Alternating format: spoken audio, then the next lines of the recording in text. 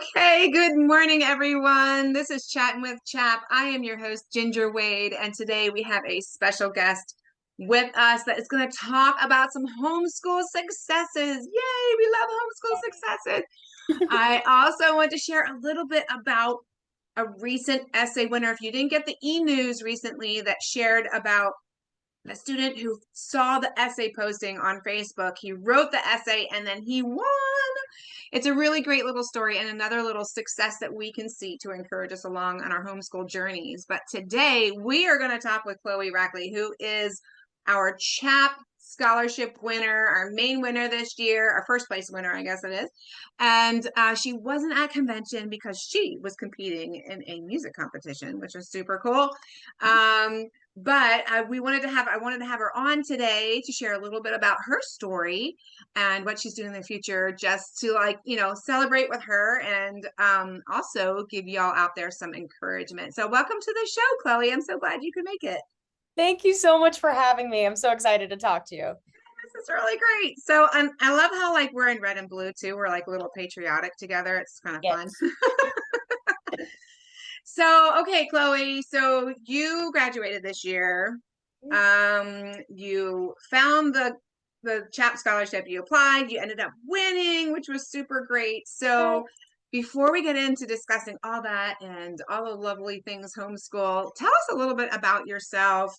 I don't know, your family, where you're from, just so we kind of know you a little better.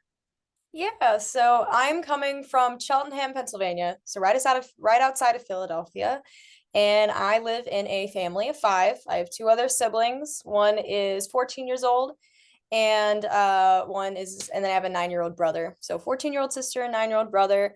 And then also my sister just recently graduated high school with me as well. So she skipped a lot of grades. And she's doing a lot of really great writing internships and lots of different things. So it's kind of like my 9-year-old brother is the last one left. So Wow. my mom is saying, "Oh, this school year's so easy. Just purchasing books just for one kid. It's great."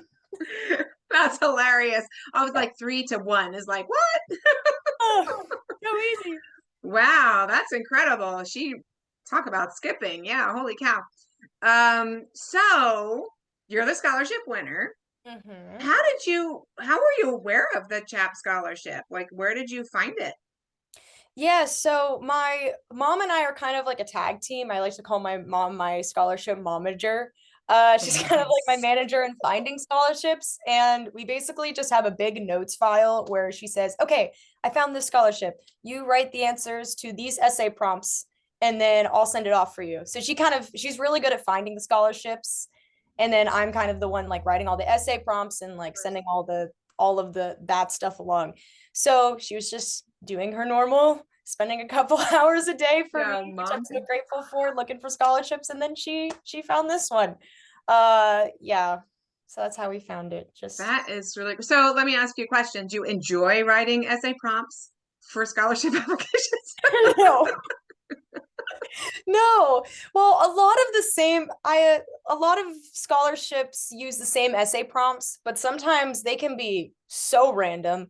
So, for instance, there was this one about ultimate frisbee. I only played ultimate frisbee like twice. She's just like, "Make it sound like you love it." And I'm like, "Okay." So I had to write an essay about ultimate frisbee that I played like twice in my life.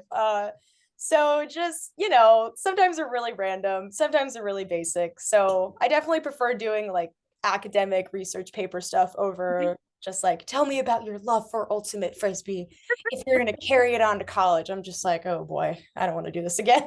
Wow, like I'm surprised that I guess there's contests out there for anything, scholarships out there for anything. That's For really amazing. anything. My mom is still going up to my like church friends who are just graduating, like, "Hey, I hear you want to go to like fashion school. I just found a scholarship for you." Wow. There's a Wow. lot So out like, there. do you have like a round number of how many scholarships you applied to? We applied for around $300,000 in scholarships. Wow. Yeah. Wow, that's awesome. Well, I'm glad CHAP could be one of them. I'm glad you Thank you participated in that. again. I hope you enjoyed writing our essay. No, yours was good. Yours was actually like one of my favorite ones because a Oh, lot of good. them I can't include my faith in it. So Oh, I really enjoyed writing chaps actually. So oh, that's wonderful. That is so, so glad to hear. So yeah, essays, fun times, fun Mhm. times. Sometimes. Yeah, right. Yeah, right. Sometimes. Yeah. If it's a topic you like, it's, Yeah. so that goes along with learning, right? Because if it's something you like, it's easy to learn. If it's something you don't like, it's not easy to learn, right? So what did learning look like in your house? Like, what was the groove that you guys had? I don't know, the style that you took, how your mom kind of managed the day. Did you have a lot of input? Just what did homeschool life look like for you? Yes. So basically it kind of was a mixture of different things. Like once for a couple years, my mom did very strict routine. And then a couple years she didn't have a strict routine. And then just trying out different systems until we like figured out what worked like towards the end of high school. And now she's kind of carrying that on to my little brother. Um, so we basically we started off doing something what we like to call morning time. So that would be our Bible reading, memorizing scripture, basically just all of the subjects that we have to do together. We just like to knock them out in the morning for like an hour or two, I think between 9 and 10 a.m. So that's like traditional like classroom kind of setting. And then Mhm. we would go off and do our like own subjects that we needed to get done is what we figured out what worked. Sometimes, or for a couple years, we switched it. We did our class time in the afternoon. We realized that didn't work because we were all tired. We couldn't understand anything my mom was saying because we were just like tired. So we switched it up and that kind of thing. So that's kind of like what homeschool looked like. And then as we got later on in high school, we did pretty much everything on our own. So yeah, but we still I think the best thing that worked was just like getting all of our like things that we have to do together with our mom out of the way first thing in the morning because it's an excuse to get up early, and then we get all of that out of the way and then we can kind of like be on our own schedule for the rest of the day. So that was nice. Yeah, that's really great. Flexibility, right? It's like try it all and see what works, right? Yes, Because exactly. yeah, it could be totally different for somebody else. But yeah, we tend to be that like that too. Like let's get together, knock this stuff out, and then as long as you get it done, you can manage it however you want. You can do it on the sofa, you can do it in the kitchen, you can, whatever. I don't care. Just whatever. And that's a good lesson to learn too, right? How to Right. manage your own schedule. So did she have like a plan or were you able to like craft the things you wanted to study? Like, did you kind of have what happened there? Like, what were your interests? So she do you mean like subject like choosing different subjects? Yeah, sure. Anything like that. Yeah. Did she work with you to pick things or did she kind of go, oh, I'd like you guys to do this? And Well, in more of the middle school years, she was just saying like you have a little bit of wiggle room like for different projects within subjects is where we had the wiggle room to kind of do as we wish. And then in high school, it was more of like, okay, you can now choose most of your own subjects except for like math and Mhm. English and that kind of thing.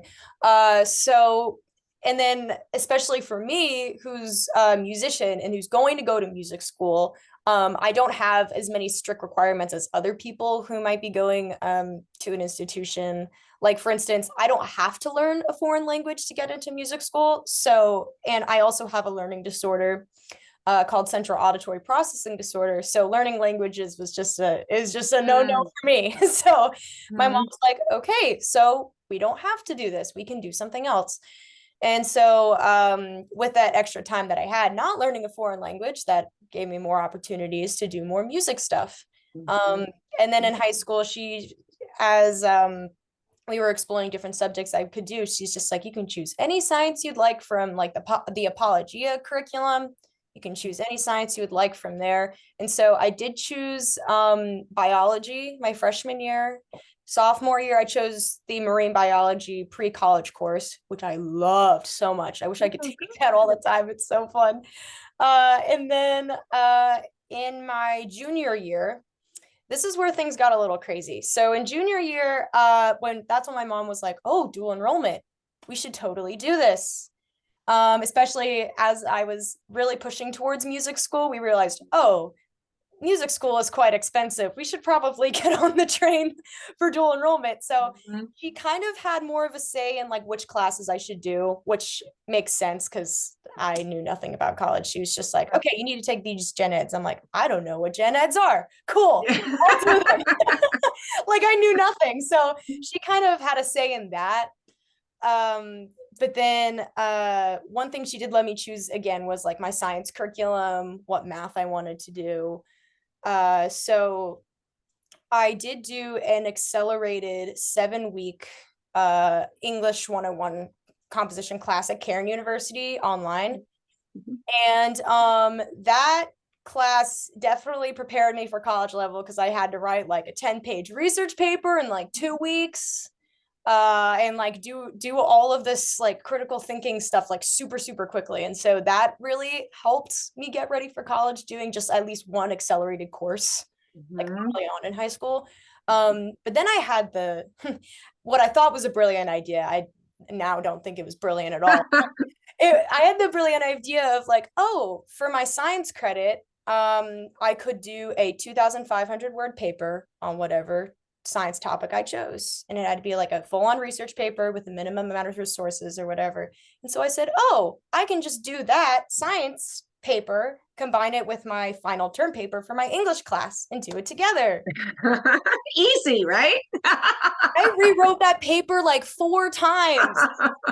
Oh my goodness, that was the worst decision. Well, like I did learn a lot and I feel like I pushed myself. And so now I feel college ready after that. But, so Hey, but that's good though. I think that's a really good, I mean, yeah, you made the decision, but you also saw it through. So right. that was a lot of perseverance and endurance and like, live and learn kind of stuff, all those things. Like, I mean, we don't learn that stuff unless we go through hard things sometimes, right? I mean, it's just the truth about people, right? Just don't learn those lessons unless we go through something challenging. Yes. But I don't know. I think that's really great. I love to hear how, you just kind of let's try this and let's try this and let's do this. I think your mom was really smart with the dual enrollment stuff. It saved And me a lot of, well, at my college, it's the same tuition price for between 12 and 18 credits, actually. So we thought it was going to save me money. It's not, but it's actually saving me a lot of time where I yes, could graduate in 3.5 years instead of 3 yes, years. So, there's a yes, lot of wiggle room that I have now because I did those classes. So yeah, yeah, recommend, that's excellent. Yeah, yeah, you recommend. recommend, right? You Oh, recommend. please do it. Yeah. See, well, and if you're going into music, I mean, I had music major friends and in college, and they just spent hours and hours and hours in the practice rooms. There was so much time spent practicing things. So if you're kind of getting some classes out of the way, then you'll have hopefully maybe, I don't know, a little bit of more freedom to do your practicing and stuff like that. But Yep. yeah, these gen eds, man, and that's general education. If anyone who doesn't know what a gen ed is, but it's Oh, the yeah. basic core classes that everybody has to have, like your core history and your core math and whatever, and then And before you're you get into communicating. your major, right?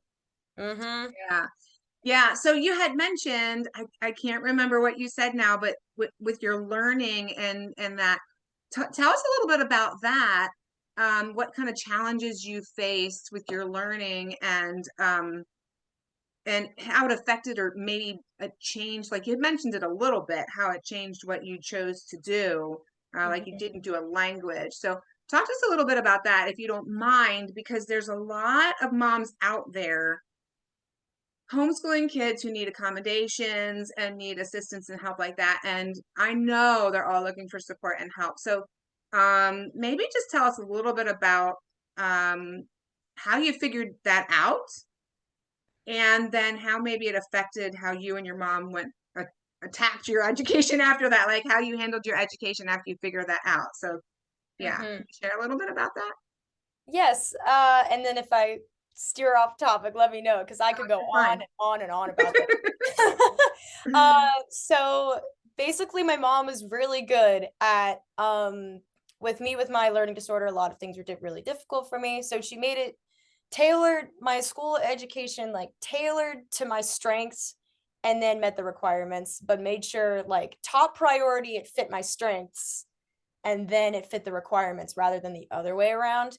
So, for instance, like math, impossible for me. It is so difficult because I also have like short-term memory. So like information that's building on each other, it's really difficult for me. So she like tried different math curriculums with me until she found one that worked. So I started with Bob Jones math, and then that was really tricky, especially at a young age.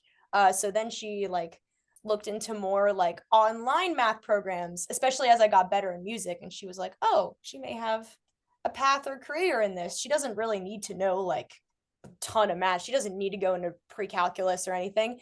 So But you do know a lot of math because music is math. I this mean, is true, it's but it's you pretty just math. It it's a sounds it great. is pretty. It's a different language of math, but it is Yes, math. it is But math. That's true. continue. Sorry, I had to interrupt there. Yeah, that's true. Like, but that math is more fun for me than like Yeah, yes, finding the absolutely. area of a triangle or something. So she then chose the teaching textbooks online math curriculum, and that was easier for me to do because it was it's very good, I feel like, for kids with a short attention span, especially for me. So, and especially in this day and age, pretty much everybody has a short attention span, Yeah, right. How about it? right? It's crazy. So, that one was really good for me. So that way I could like put all of my energy just for like 20 to 30 minutes, just learning a little bit at a time. Mhm. And it was only like the basic things that I needed to learn. And it was also very word problem based. There was a lot more word problems, which is what I was going to need more of rather than like geometry or trigonometry or whatever. So we did something along those lines. And then again for my science, she let me like choose the apologium. Science was really good for me. It was really difficult, but it was really good for me to learn exactly how to take notes, how to Mhm. memorize things. And especially as I'm going into college, that's something that I feel like not every different homeschool curriculum does, is like trying out different note-taking methods, figuring out what study method works best, and like Mhm. those kinds of things. So that one was really good for me for that strength because my mom knew that that was going to be good for me to learn actually how to study Mhm. different study processes. And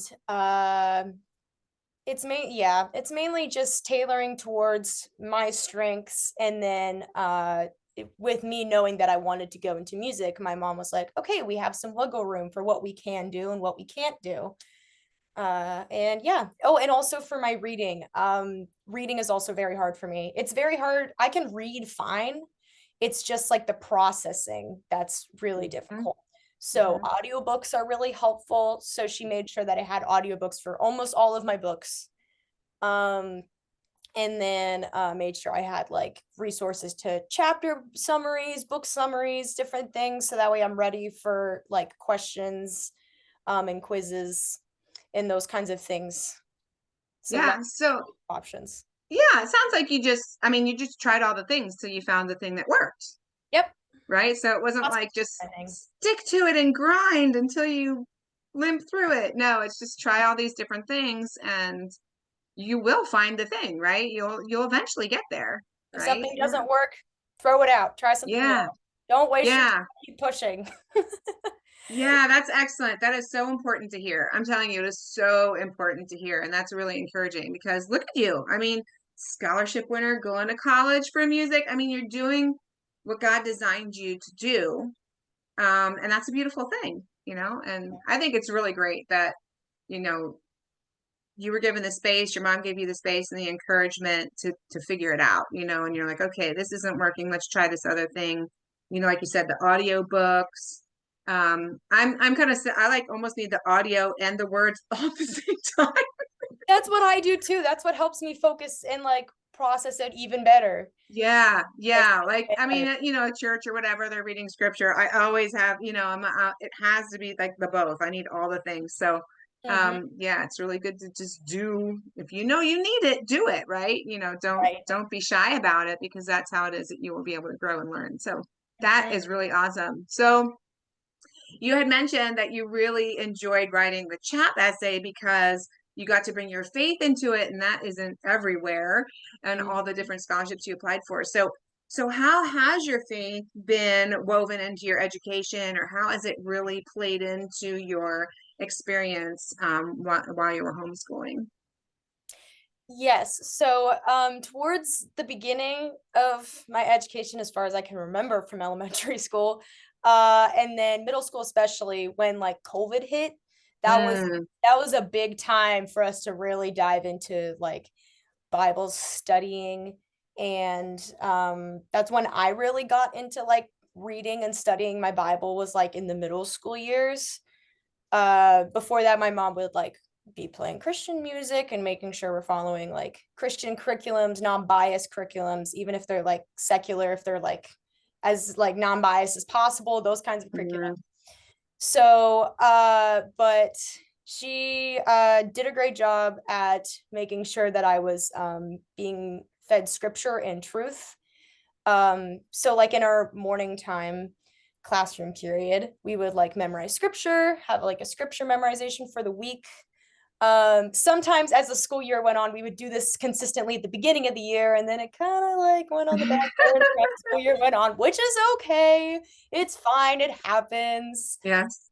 But yeah, so we would like start off our mornings by like praying, reading scripture. We did a Bible curriculum. I don't know if you're familiar with Route 66 Mm-mm. Bible curriculum. It's basically studying each book of the Bible. And so basically it's just like a theology book connecting Mhm, all the parts together, how everything points mhm. to us. So we did that in the morning as well. And then as the high school years like came, I became more stressed about college and like trying to get the good grades and trying to be the best at everybody. And then with me and my sister being in the same grade, I was like, oh, I'm going to be better than you. I'm going to get a better grade than you. And like all of this like competition is just like Mm. all crazy. And so that's when a lot of that's when there was a lot of not really like Bible curriculums, but mainly me going to my mom and asking for help, asking for Mm. truth, asking for what should I do in this situation? I feel this way. I want what I'm doing to be glorifying God, but all I'm thinking about is I want to be better. I want to be better than everybody else. What can I do about that? So it's just different, as the different periods of life and the different emotions like that I'm feeling, and she like kind of adjusted it to where I was like in puberty. It was different when I was going through puberty and I was just like having all these crazy emotions. And so she like gave me like different like scripture to memorize and different things. So yeah, different depending on the age. Yeah, that's excellent. I mean, that man, middle school. Oh, a moment of silence for everyone going through middle school. Goodness gracious. Those are hard Oh, times. Those are hard times. And it's so good that she was there giving you like scripture. Like if you couldn't focus on anything else, focus on the word and be like, yes. okay, you'll come out the other side, you'll come out the other side from that. So it'll be really great. So it's so good to hear that. So in your challenges with learning and figuring out what worked for you, like was there where any times where you were like, okay, God, I don't know why this is how I learn, but was did that bolster you too? Like God made you a certain way and he was just going to carry you through that to figure it out? Like could you, were you aware of his guidance and his hand and helping you figure, get there, or just, was there any part in there that felt like, okay, this is scary, but God's taking me through that? Yeah, sometimes it's just having, trusting, right? Right. Yes, especially through the there was a process and there was a point in time where I was trying really hard to get into this youth orchestra, Philadelphia Sinfonia. That's one of the best youth orchestras in Delaware Valley. So that one was just like up here. And at first I was like, way down there. Because there was a point in time where I didn't want to play violin. Crazy. So that was a lot of so I was trying to like build and build and build and try to get as good as possible to get to this orchestra. But then there was a lot of is this God's plan for me? I don't feel like I'm good enough. I don't feel like God's leading me to do this. Maybe I should just give up music and be an interior designer. That's literally what I said. I didn't know what I wanted to do. I was just like, I'm not good enough to do music. But just recognizing that, like, if the Lord has called you to do this, he will make this happen for you. Another thing my mom likes to say is God pays for what he orders. Like for college, for example, like I'm choosing to go to a very expensive college, Wheaton College of Illinois. So that in itself, I have to be telling myself that the Lord's going to provide financially, but also the Lord, if he's called you to do something and then he's going to provide, he's going to pay for it. So I kept pushing, I kept going, even though I was not sure. I was just like, I believe that the Lord may be calling me to this because I'm better at this than schoolwork. I'm better at this than other things that I have. And then I kept going, and 7 auditions later, I finally got in. So wow. yeah. See, and that's a lot of hard work. I mean, that's no picnic. Yeah. A walk in the park. Yeah. So that's great though. That's good to hear that, you're in tune with him and listening and like are aware of how it is that he made you, right? You're just letting him direct your path. And it's not, not everybody goes to music school, right? We all get caught up in and maybe some folks get caught up in, oh, I have to learn this and I have to do this and this is what all the public schools do, so that I have to do. But you kind of let your path be different, right? Be different than what the normal school student was doing, so that you could let what God has for you continue, right? Continue on. So you had shared you're going to Wheaton, and are you like, what's your major? Like, what are you going to focus on there? Music education. Music Surprise, education. surprise. So are you thinking like younger students? Or are you thinking like older students, so you can do like symphonies and stuff like that? I was thinking older kids at first, but again, I have no idea what the Lord's calling me to do. I'm now leaning towards younger kids, but then I'm like, oh, I'd like to work with older kids. I have no idea. All I know Could be a mix. I could be a mix. Yeah. My dream is to be a conductor and music director of my own youth orchestra in a poverty-stricken area of hopefully Philadelphia, maybe of a different urban area. But that's my goal. That's my dream. So hopefully music education, and then if the Lord provides, I'll hopefully get a conducting master's somewhere else. But are you familiar with FCA at all? Mm-hmm. No, I forget the exact wording, but it's basically like an Christian athletes Oh, yes, yeah. Fellowship of Christian Athletes. Yes. Yes. So I want to do something like that, but with music. So Yeah. I don't know what age group that'll be. Maybe it'll be a bunch of young prodigies. Maybe it'll be high school students. But yeah, so that's yeah, I love that. That's a great idea. Anywhere where we can get, bring believers together to be encouraged. There are others, right? There are others walking where you are walking and doing what you are doing, right? So to lift each other up and build each other up. That's a great idea. I love that. Let us know if you do that. We'll promote it for you. Will do. So as we wrap up today, Chloe, is there anything from your experience and your life story so far that you want to share to encourage either students or moms or both, or what are your final words of wisdom for everyone who's listening today? I would say that be prepared for anything. I'm so far going into music, but at first I wanted to be, I don't know, an interior designer. I didn't want to do music, but then the Lord flipped the switch for me. So you never know like where the Lord's going to call you to do, where you are going to go, what you're going to do. So just, I would say, be prepared for almost anything, and then like connect to your strengths. So for instance, we did like dual enrollment classes because I didn't know if I was going to go to I didn't know if it was going to make my college education cheaper, or if it was going to give me more time or whatever. I made sure I did those to be prepared for whatever college I go to. I made sure I chose like dual enrollment classes that are from a university that is that was biblically sound. So that way, if I was going to go to a secular university, I was going to have some grounding there.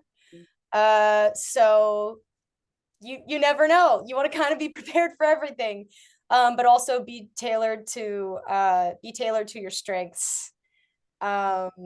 Because I was so grateful that my mom didn't like push me to do a bunch of things that I didn't want to do. I mean, of course, I at first didn't want to do college courses, but she pushed me to do them. But for instance, foreign languages, that was extremely hard.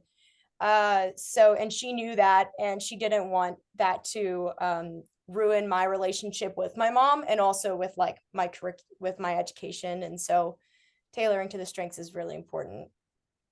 Yeah, that's an important message. And that, I mean, that has come up multiple times today. So that's really good to hear. That must be the message that everyone needs to hear today, that tailor to the strengths, don't worry about the other things. They'll come along and they'll be what they need to be, right? But focus on those strengths. So we don't want to lose that love of learning, right? We want to keep that and grow that through our years, because honestly, learning never ends. With each new technology, we're learning Right? new things. We're always learning new things. I'm still learning new things. So yes, that life of learning is important to embrace. So Chloe, thank you so much for coming on today. I'm so glad to have had this chat with you and just learn about you a little bit and share with others so that they can be encouraged in what they're doing with their kids, and as students who might be listening, that they can be encouraged in their journeys too. So I wish you the very, very best in your experiences with music education and whatever it is that God has for you. And seriously, like if you get that FCA style music thing going on, let us know, because that sounds really cool. Thanks you. So thanks for coming on. Thank you so much for having me. It was a pleasure talking to you. You're welcome. So, okay, everybody, I hope you really enjoyed this conversation with Chloe today. And remember what she was saying, to be thinking about your kids' strengths, to be focusing on your kids' strengths. So as you and your children learn to follow Christ in all of life, think about strengths and what it is that he's calling you to do and how he's made you. So enjoy your continuing summer, and I will see you next time. Bye now.